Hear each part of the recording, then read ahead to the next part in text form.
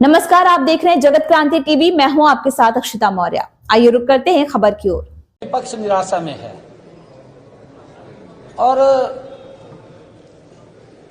अभी तो वो उभरे भी नहीं थे, कल फिर मूर्छित हो गए। अभी तो उभरे भी नहीं थे और अभी यहां की बात नहीं है। अभी तो 2029 भी दिखाई नहीं दे रहा इन्हों। इन करें तो क्या करें?